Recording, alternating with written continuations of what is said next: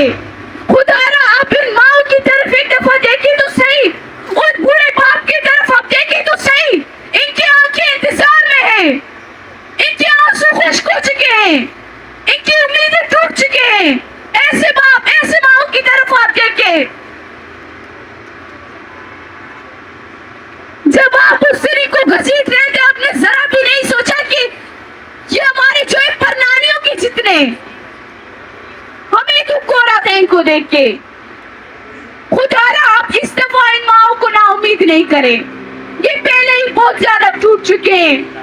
آپ ان کے بچوں کو, ان کی لگتی جگروں کو, ان کے سہارا کو واپس لے کر آئے. ایک راشد کا نہیں کہہ رہی, میں یہاں بیٹھے تمام نوجوانوں کا کہہ رہی ہوں, میں تمام ماؤں کے بچوں کا کہہ رہی ہوں جو کہ سالوں سال آپ کے زندانوں میں قید ہو چکے ہیں. خدا را ایسے ماؤں پہ آپ رحم کر دے. شکریہ. بلوچستان کی ظلم نہ کہ آج کی ہے, نہ ابھی کی, نہ 1 سال پہلے کی. یہ ظلم, یہ جبر پچھلے 2 دہائیوں سے چلتا آ رہا ہے. یہ ظلم ہر وہ گھر میں ہو رہا ہے جہاں جس گھر کو بلوچ کا نام دیا گیا ہے. بلوچ کا قصور بس اتنا ہے کہ وہ بلوچ ہے اور بلوچستان سے تعلق رکھنے والا ہے.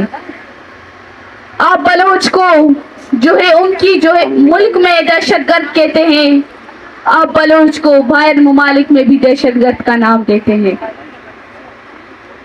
ہر وہ بلوچ دہشت گرد نہیں ہوتا جیسے آپ سمجھتے ہیں.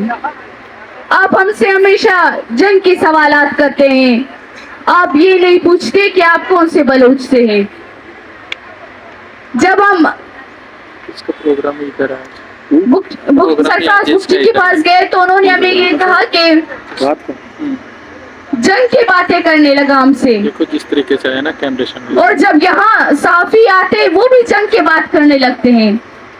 آپ ذرا ایک کیمپ کی طرف دیکھیں کہ یہاں کیا مطالبات ہے, یہاں کے بینرز میں کیا لکھا ہے. آپ ذرا ایک دفعہ پڑھ کے تو دیکھیں.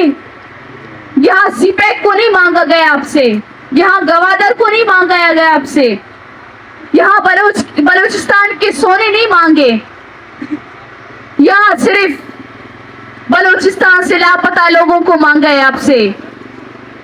جب یہاں اگر کوئی کیمپ کو وزٹ کرنے آتا ہے تو اس کے ساتھ 2 اور لوگ تھے اور وہ کہتے ہیں کہ ہم ان کے گن مین ہیں. ہمارے پاس یہاں کوئی اسلحہ نہیں کہ آپ ڈرتے ہیں ان کے لیے.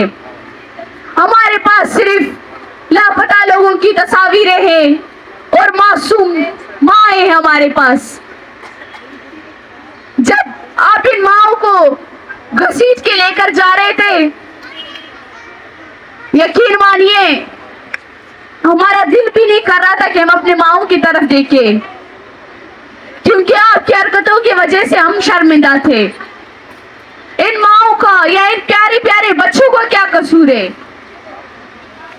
جو اپنے حق کے لیے باہر نکلے, جو اپنی پیاروں کی بازیابی کے لیے باہر نکلے.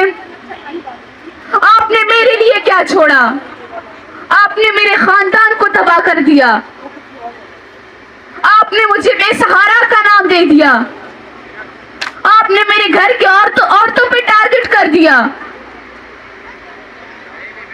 آپ نے ہمیں بے بس کر دیا, آپ نے ہمیں در ملک کر دیا. لیکن وہاں پر بھی آپ نے ہمیں سکون سے نہیں چھوڑا. ہم نے سوچا تھا کہ شاید ہم ظالم سے بہت دور نکل چکے ہیں, لیکن یہی ظالم ہمیں پھر سے یہی ٹھکانے پہ, یہی اداروں کے سامنے بے بس کر دیا. جب یہ لانگ مارچ انصاف کے لیے نکلی تھی, انہیں اداروں کے سامنے انصاف مانگنے کے لیے آ رہے تھے, اور یہی ادارے کے جو انتظامیہ نے ان کی اچھی سے استقبال کر دی. ان ماؤں کی زخموں پہ آپ دیکھیں وہ سرخ ہو چکے ہیں, لیکن ابھی بھی یہ ظالم ریاست اپنے کاروان سے باز نہیں آتا. ہمارے چند بچے ابھی تک ان کی تحویل میں ہیں. یہ مائیں تو ان بچوں کو مانگنے کے لیے نکلے تھے, बच्चों को लापता कर दे।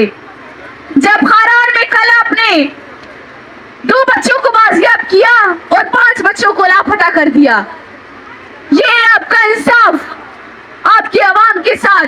फिर आप कहते हो कि आप पाकिस्तान से नफरत करते हैं।